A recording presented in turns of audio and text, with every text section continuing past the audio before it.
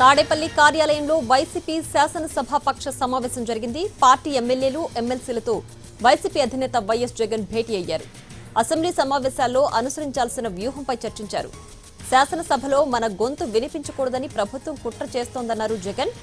ఏకైక ప్రతిపక్ష పార్టీ అయినా ప్రధాన ప్రతిపక్షంగా గుర్తించడం లేదన్నారు. మండలిలో మంచి సంఖ్యాబలం ఉందని, అక్కడ ప్రజా సమస్యలపై గట్టిగా గొంతెత్తాలని సూచించారు. లడ్డూ ప్రసాదం విషయంలో చంద్రబాబు ఒక అబద్ధాన్ని సృష్టించి దానికి రెక్కలు కట్టారని మండిపడ్డారు. వైసీపీపై నిరంతరం బురద జల్లుతూ దుష్ప్రచారం చేస్తున్నారని అన్నారు. లడ్డూ విషయంలో ప్రజలకు క్షమాపణ చెప్పాల్సిందే చంద్రబాబేనని స్పష్టం చేశారు. చంద్రబాబు హయాంలోనే ట్యాంకర్ల సరఫరా జరిగిందని గుర్తు చేశారు. రిజెక్ట్ అయిన నెయ్యి మళ్లీ టీటీడీలోకి వచ్చింది చంద్రబాబు హయాంలోనేనని వివరించారు. సీబీఐ, సిట్ ఛార్జిషీటుకు సమాధానం చెప్పాల్సింది చంద్రబాబే అన్నారు వైఎస్ జగన్. కూటమి ప్రభుత్వ పాలనంతా స్కామ్లమయమన్నారు.